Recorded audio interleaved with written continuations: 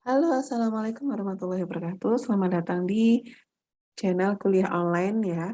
Kali ini kita akan mempelajari tentang manajemen keuangan, masih di mata kuliah yang sama, manajemen keuangan dengan tema atau dengan bab konsep nilai waktu uang atau time value of money. Nah, langsung aja kita langsung masuk ke sub CPMK. Di sini ada 4 sub CPMK yang diharapkan kalian bisa memahaminya, yaitu kalian diharapkan mampu menjelaskan pengertian dan pentingnya tentang konsep nilai waktu uang, kemudian menjelaskan konsep nilai future value, kemudian konsep present value, dan juga mengaplikasikannya kedua konsep tersebut gitu ya. Jadi ada 4 sub CPMK. Nah, untuk yang pertama yaitu pengertiannya, di sini ada 2 hal yang harus kalian pahami ya, yang dipegang teguh selama materi ini. Yang pertama adalah jumlah uang yang sama jika diterima pada waktu yang berbeda memiliki nilai yang berbeda.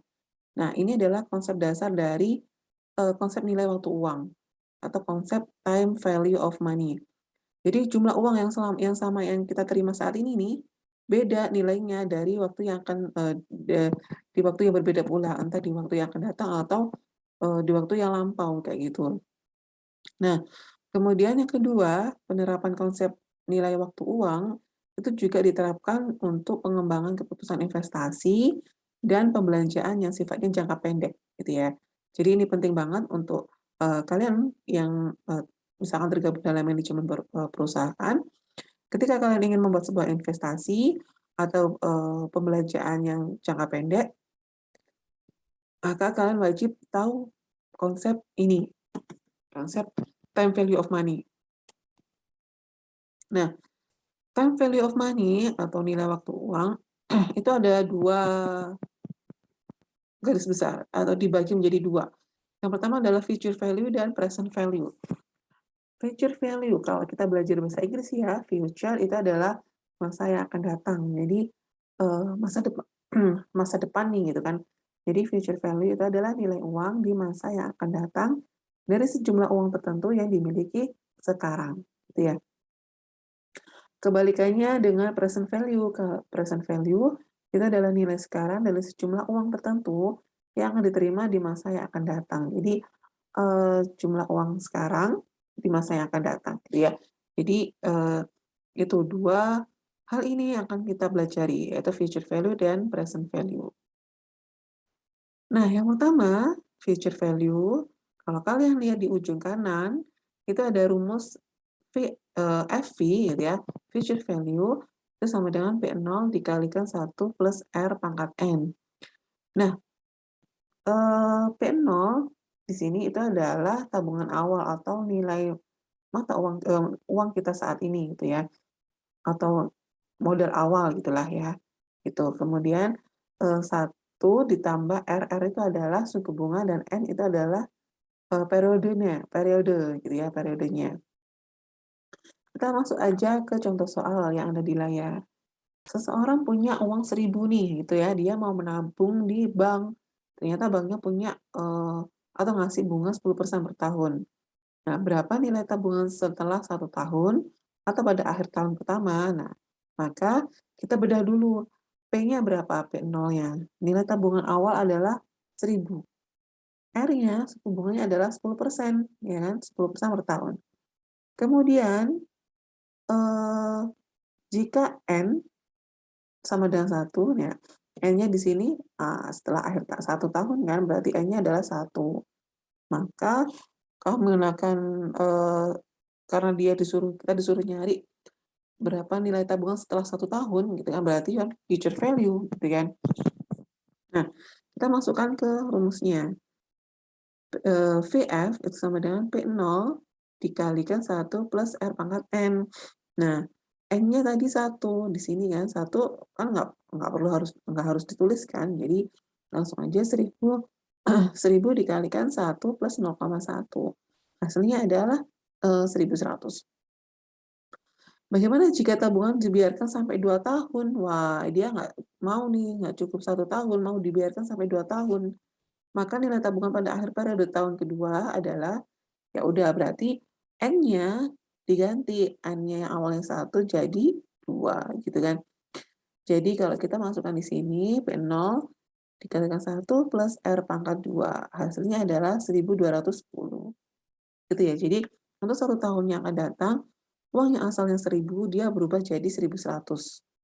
Kemudian yang awalnya 1.000, 2 tahun kemudian dia jadi 1.210 gitu. Karena adanya bunga bank per tahun itu. Karena dia dapat bunga. Nah, kalau kita masukkan ke dalam konsep syariah, tentu nggak ada bunga bank ya. Ketika kita menabung di dalam sebuah tabungan, apalagi dia wadiah, itu tidak ada yang namanya pembagian bunga flat per tahun. Adanya adalah pembagian bonus yang itu persentasenya juga suka-sukanya si lembaga keuangan tersebut gitu ya, mau dikasih. Kadang itu udah sisa-sisa banget gitu. Jadi itu adalah sebagai bonusnya, bukan,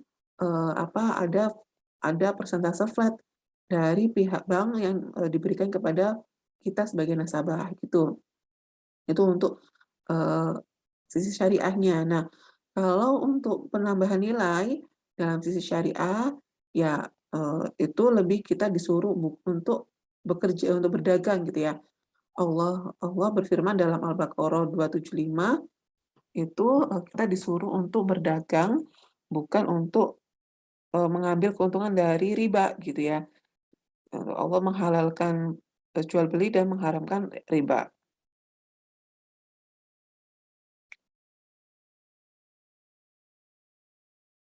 Nah, kemudian kita pindah ke, nah ini ada, hubungan antara future value, periode investasi, dan suku bunga. Kita belajar konven dulu ya. Jadi kalau berdasarkan periode ini, grafik ini, semakin tinggi bunganya gitu ya, semakin lama kita investasi, juga pastinya dapatnya lebih banyak gitu kan. Karena dia otomatis kalau misalkan lihat nih bunganya 0% maka dia, ya flat-flat aja gitu ya, ya segitu-segitu aja dapatnya. Tapi kalau bunganya semakin tinggi, semakin banyak 5, 10, 15, sampai 20%, kemudian periode tahunnya itu juga semakin panjang, maka dia juga grafiknya akan semakin naik gitu ya. Semakin bergeser ke kiri, artinya dia semakin bagus, semakin positif gitu. Bergesernya kan, bergesernya dia semakin naik ke atas gitu ya. Nah, konsep nilai waktu dan konsep nilai waktu uang. Nah, di sini untuk yang present value. Tadi kita udah belajar future value, sekarang kita present value. Nah, rumusnya itu sebenarnya sama dengan yang tadi ya, kalau tadi kan PF sama dengan Pn0 kalikan 1 plus R pangkat N. Kalau kita mau mencari, present value atau nilai uang sekarang, berarti kan sama aja kita mencari P0 gitu ya. Kalau kita, eee, pindah ke sisi kiri, P0 sama dengan PF per FV per 1 plus R pangkat N. Jadi sama ya, ini sama dengan ini. Nah, dengan contoh soal yang ada di layar di sini, kita ditawarkan, ya kalau kita lihat baca soal, kita ditawarkan alternatif penerimaan pembayaran sebanyak ini, 1.600 pada akhir tahun kelima atau menerima sebesar X sekarang. Nah, apabila suku bunga sebesar 10%, berapakah nilai X saat ini gitu ya, sebagai dasar untuk menolak atau menerima salah satu alternatif. Nah, maka kita disuruh nyari nih, present value-nya berapa, kalau 5 tahun yang akan datang itu uang yang kita dapat ini nilainya yang kita punya saat ini tuh jadi 1.610,50. Nah, maka kita harus nyari P0-nya, maka kita masukkan di sini future value-nya berapa, 1.610,50. Kemudian bunganya 10%, periodenya adalah 5, N-nya 5, maka, oh ternyata uang yang kita dapat, yang kita punya sekarang, itu adalah 1.000 gitu. Tapi 5 tahun yang akan datang dia nilainya adalah 1.600 tadi ini, gitu. Nah itu konsep untuk present value. Nah, berbanding terbalik dengan future value ya, grafiknya, dia, karena kebalikan dari future value, jadi grafiknya juga terbalik ini. Nah, untuk future value maupun present value, ada yang namanya hubungannya dengan annuity. Nah, Di sini kita pelajari dulu future value of annuity. Nah, annuity itu apa sih? Atau biasanya kita kenal nih gitu ya. Annuity itu adalah anuitas gitu. Nah, anuitas ini adalah serangkaian pembayaran yang jumlahnya tetap selama beberapa periode gitu. Nah, ada dua kategori dari annuity ini. Yang pertama adalah ordinary dan annuity due gitu ya. Kalau ordinary dia adalah pembayaran di akhir periode. Kalau annuity due dia adalah di awal periode.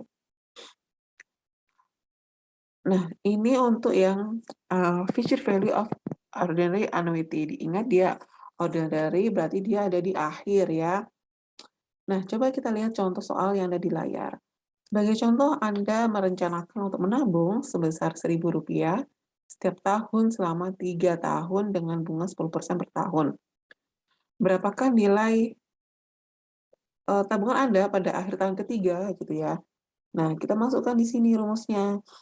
Langsung aja kita lihat yang rumus terakhir ini. Nah, ingat N tertinggi itu adalah pangkat tertinggi, dia adalah N-1, jadi kalau dia periodenya 3 tahun, maka pangkat tertinggi nanti yang akan kita gunakan adalah pangkat 2. Karena N kurangi 1, 3 dikurangi 1, 2 gitu ya. Sementara itu periode yang paling rendah adalah 0 di sini. Ya kan? Kalau kita masukkan ke dalam rumus, maka di sini P0 1000 dikalikan dengan sigma 1 plus R pangkat T. Ingat T-nya N-1 ini adalah hasil dari N-1 atau 3 dikurangi 1 sama dengan 2. Nah, ini juga sama, semakin kecil, 2, 1, dan 0 gitu ya. Nah, kalau ini 1 plus 0,1 pangkat 0 itu adalah 1. Gitu ya. Oke, kita lihat, kita hitung semuanya, hasilnya adalah sekian gitu. Hasilnya future value kalau kita menggunakan ordinary annuity, maka hasilnya adalah 3.310. Kalau kita lihat gambar di sini, ordinary annuity dia bayarnya kan di akhir tahun. Nah, kita lihat pangkatnya gitu. Sama aja sih sebenarnya kayak ini, cuma dia dalam bentuk grafik gitu ya. Nah, kita geser ke yang annuity due ya, atau yang pembayaran di awal periode. Nah, rumusnya itu adalah ini 1 ditambah 0,1 dikalikan future value sum of ordinary annuity. Jadi kita harus ingat tadi yang ordinary annuity ya, perhitungan sebelumnya itu, maka dikalikan 1 plus 0,1.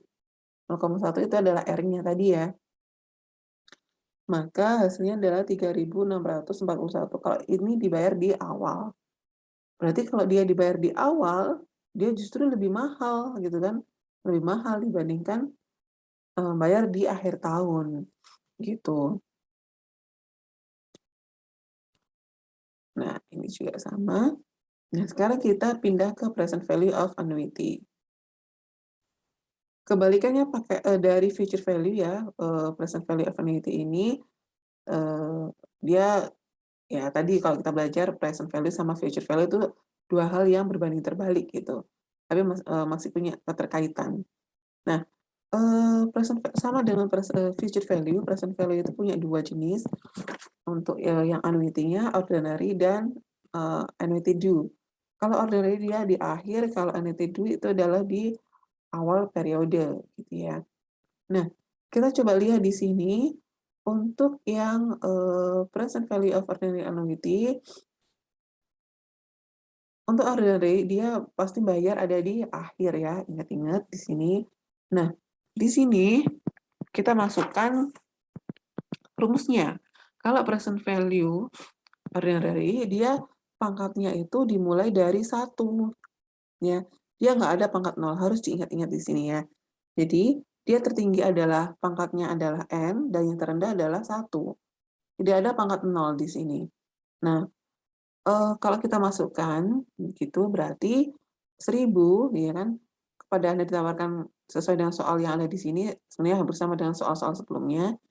Jadi, P0-nya atau A itu adalah 1000 dikalikan dengan jumlah dari ini, 1 plus 1 plus 0,1 pangkat 1, 2 dan 3. Karena dia adalah selama 3 tahun kan, maka, pangkatnya 1, 2, 3.